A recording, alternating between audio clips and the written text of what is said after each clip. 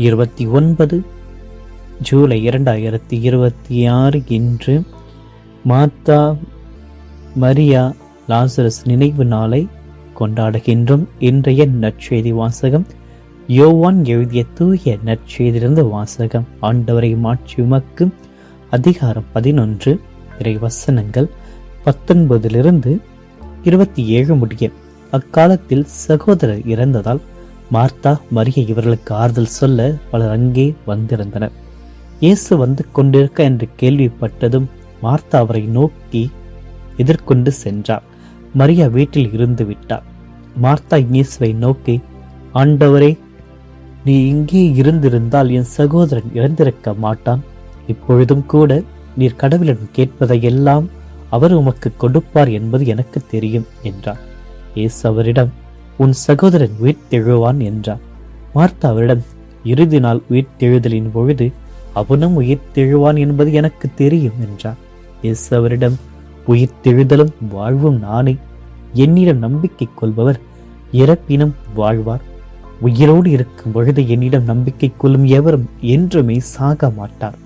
இதை நீ நம்புகிறாயா என்று கேட்டாள். மார்த்தாவிடம், ஆமாண்டவரே, நீரே மெசியா, நீரே இறைமகன், நீரே உலகிற்கு வரவிருந்தவர் என நம்புகிறேன் என்றார். ஆண்டவரின் அருள்வாக்கு. கிறிஸ்துவே உமக்கு புகழ். இயேசுவில் பிரியமான அன்பு சகோதர சகோதரிகளை, இன்றைய நாள் இறைவன் அனைவரையும் நிறைவாக ஆசிர்வதிக்கும்படியாகும். இன்றைய நாள் தங்களுடைய பிறந்த நாட்கள், திருமண நாட்கள், பல்வேறு நினைவு கொண்டாட்டங்களை நினைத்து கொண்டாடுகின்ற அனைத்து பிள்ளைகளையும் அவருடைய வேண்டுதல்களையும் இறைவனிடத்தில் உங்களுக்காக என்னுடைய திருப்பலியிலும் நற்கருணையாண்டவருக்கு முன்பாக வைத்து செபிக்கின்றேன். இன்று நாம் நினைவு கூறுகின்ற புனிதர்களான பெத்தனியா குடும்ப நபர்களான மார்த்தா, மரியா, லாசரஸ் இவர்களுடைய நினைவு நாளையும் இந்த நற்செய்தியுடன் ஒப்பிடுத்து மறைவுரையை வழங்க ஆசைப்படுகின்றேன். இது பெத்தனியா குடும்ப திருவிழா. இயேசுவுக்கு பிடித்த, அதுவும் நெருக்கமான, அடிக்கடி தேடி சென்ற ஒரு தங்குமிடம் உண்டு என்றால் அது பெத்தனியா என்ற ஒரு கிராமம்.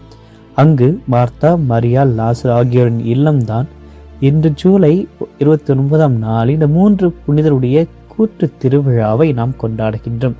உலகமே இயேசுவை விமர்சித்த பொழுதும், பரிசேயர்கள் அவரை கொல்ல சதி செய்த பொழுதும் இந்த இல்லத்தின் கதவுகள் இயேசுவுக்காக எப்பொழுதும் திறந்திருந்தன. இந்த நற்செய்தி ஒரு சாதாரண சூழல் நடக்கவில்லை. அது ஒரு மரண வீடு. சோகம், அழுகை, விரக்தி சூழ்ந்திருந்த அந்த ஒரு நேரத்தில் மார்த்தாவும் மரியாவும் இயேசுவிடம் காட்டிய நம்பிக்கையையும் அவருடைய ஆன்மீக முதிர்ச்சியையும் இன்றைய நற்செய்தி வாசகத்தில் நாம் பார்க்கின்றோம். நற்செய்தி பகுதியை ஆழமாக வாசிக்கின்ற பொழுது 3 ஆளுமைகளையும் சிறுத்துவ வெவ்வேறு பரிமாணங்களையும் நமக்கு காட்டுகிறார். மார்த்தா ஓடி செல்கின்ற நம்பிக்கை. இயேசு வருவதை கேட்ட உடனேயே மார்த்தா வீட்டில் இருக்கவில்லை. அவர் துக்கத்தையும் மறந்து இயேசுவை நோக்கி ஓடி செல்கிறார். அன்புடன் இங்கிருந்தால் சகோதரர் இறந்திருக்க மாட்டேன் என்று அவர் கூறுகின்ற பொழுது அதில் இயேசு மீதுள்ள அசைக்க முடியாத நம்பிக்கை வெளிப்படுகிறது. அதைவிட மேலாக, நீரே மெஸ்ஸியா, உலகிற்கு வரவேண்டிய மெஸ்ஸியா, இறைமகன் என்று பேதுருக்கு இணையான ஒரு நம்பிக்கை அறிக்கையை மார்த்தா செய்கிறார். மரியாவை பார்க்கின்ற பொழுது பாதத்தில் அமர்கின்ற பக்தியை வெளிப்படுத்துபவர். மரியா எப்பொழுது இயேசுடைய பாதங்களையே தேர்ந்தெடுத்தவர். லூக்கா நற்செய்தியில் இயேசுடைய பாத அமர்வில் அமர்ந்து வார்த்தைகளை கேட்டவர். பின்னால் தனது கண்ணீரால் பாதங்களை கழுவி நல தைலத்தால் அபிஷேகம் செய்தவர். இன்றைய நற்செய்தியிலும் தன் அழுகையும் வேதனையும் இயேசுடைய பாதங்களையே கொட்டுகிறார். லாசர் ஒரு மௌனமான சாட்சியாளர். இறைவனுக்காக, இயேசுக்காக மௌனமாக சாட்சி பகர்ந்தவர். லாசர் திருவிவிலியத்தில் எங்கும் பேசுவதில்லை.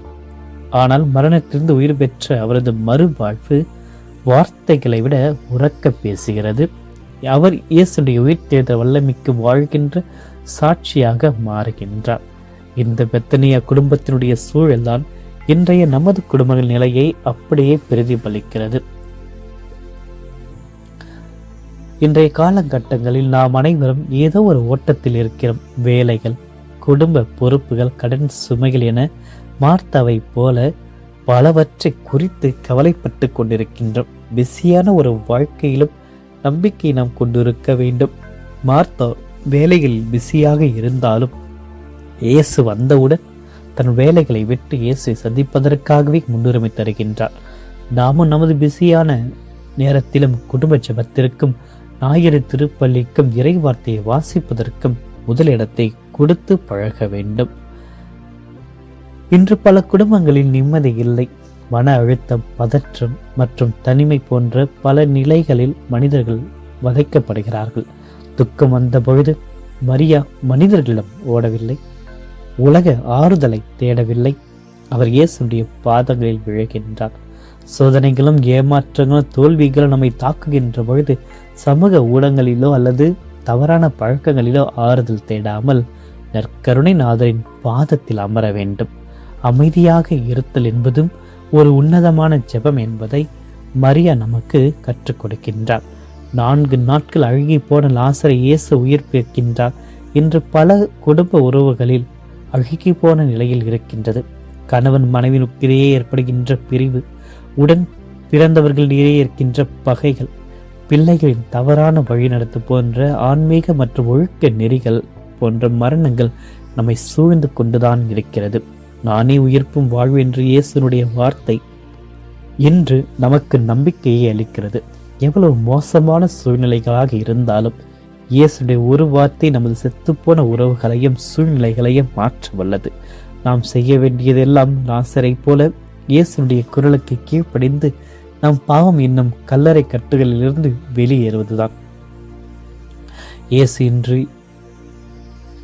பெத்தனியா இல்லத்தை போன்று நம்முடைய இல்லமும் உள்ளமும் இருக்க ஆசைப்படுகின்றார். ஏனெனில் அந்த பெத்தனியாவில் அன்பு இருந்தது, மார்த்தாவுடைய உழைப்பு இருந்தது, மரியாளுடைய பக்தி இருந்தது, லாசருடைய நட்பு இருந்தது. இந்த மூன்றும் இணைந்த ஒரு இடம்தான் பெத்தனியா. அதை இன்று நம்முடைய வீடுகளையும் நம்முடைய இல்லங்களையும் அந்த பெத்தனியாவை போன்று மாற்ற வேண்டும். அந்நியர்கள், ஏழைகள், தவிப்போருக்கு நமது வீட்டு கதவுகள் எப்பொழுதுமே திறந்திருக்க வேண்டும். வெறும் சுவர்களால் ஆன வீடாக இல்லாமல் இயேசு மகிழ்வோடு தங்கும் இல்லமாக நம்முடைய குடும்பங்கள் இருக்க வேண்டும். நம்பிக்கையில் இருக்க வேண்டும். என்னிடம் நம்பிக்கை கொள்வ எவரும் என்றுமே சாக மாட்டா என்று இயேசு கூறியது வாக்குறுதி மரணத்துக்கு பின் வருகின்ற வாழ்க்கை பற்றி மட்டுமல்லாமல் இன்றைய அன்றாட வாழ்க்கைக்கும் உரியது. ஆகவே இன்றைய நாளில் இந்த பெத்தனியாவினுடைய புனிதர்கள் பரிந்துரையோடு ஜெபிப்போம். மார்த்தாவை போல ஆண்டவருக்காக உழைக்கின்ற கரங்களையும், மரியாவை போல ஆண்டுடைய பாதத்தில் அமர்கின்ற பக்தியையும், லாசரை போல புதுமைக்கு சாட்சியாக வாழ்கின்ற வாழ்க்கையும் நட்பையும் வெளிப்படுத்த இன்றைய நாளில் ஜெபிப்போம். அனைத்து சூழ்நிலைகளையும் பயன்படுத்தி ஆண்டவருடைய சாட்சிகளாக மாறுவோம். ஆமென். மன்றாடுவோமாக. என்றும் வாழும் எல்லாம் அல்ல இறைவா, உயிர்ப்பும் வாழ்வும் ஆனவரை, பெத்தனியாவுடைய இல்லத்தினுடைய பாசமிக நண்பரை உம்மை போற்றுகிறோம், ஆராதிக்கிறோம். மார்த்தா, மரியா, லாசர் ஆகிய நினைவு நாளை கொண்டாடுகின்ற இன்றும் அவர்களுடைய விசுவாசத்தையும் அன்பையும் எங்களுடைய இதயங்களில் பொழிந்தருள உம்மை கெஞ்சி மன்றாடுகிறோம். அன்பு ஆண்டவரை, நீர் எங்களுக்கு கொடையாக தந்திருந்த புதிய நாளுக்காக உமக்கு நன்றி கூறி இந்த நாளில் நாங்கள் செய்யும் ஒவ்வொரு வேலையும் சந்திக்கின்ற ஒவ்வொரு மனிதரையும் ஆசீர்வாதத்தால் நிரப்புவீராக.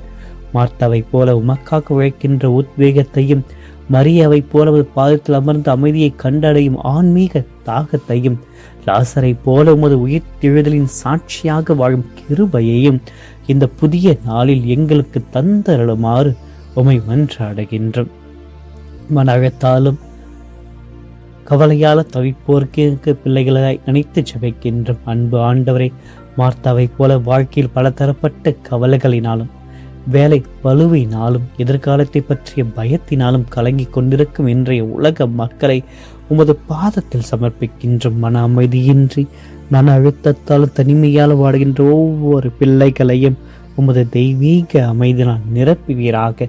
மரியாவை போல உமது பாதத்தில் அமர்ந்து ஆறுதல் பெறுகின்ற அவர்களுக்கு தேவையான ஆறுதலை தாரும்.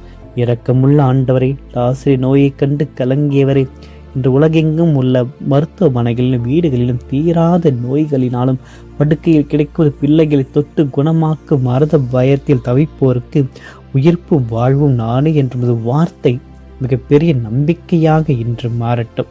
உமது வல்லமையினால் அவர்கள் நோய் பிணிகளை நோக்கி லாசரை போல ஒரு மறுவாழ்வை அவர்களுக்கு தந்தரல உம்மை பார்த்து ஜெபிக்கின்றோம். வறியோரின் தோழரே, இன்றைய பொருளாதார மந்த நிலையில் விலைவாசி உயர்வு மற்றும் வேலை வாய்ப்பு இல்லாமையினால் வாழ்வாதாரத்தை இழந்து தவிக்கும் குடும்பங்களை ஆசிர்வதியும். கடன் சுமையினாலும் குடும்ப தேவைகள் நிறைவேற்ற முடியாமலும் விரக்கத்தின் எல்லையில் இருக்கும் பெற்றோர்களுக்கு புதிய வழிகளை திறந்திடலாம். பெத்தனைய இல்லத்தில் உள்ள குறைகளை நீக்கியதை போல இன்று இந்த பிள்ளைகளுடைய வறுமைகளை நீக்கி தேவைகள் சந்திக்கப்பட கிருபையை தாரும். அன்பின் அரசரை, பெத்தனையோர் இல்லத்தை அன்பினால் பிணைத்தீரை.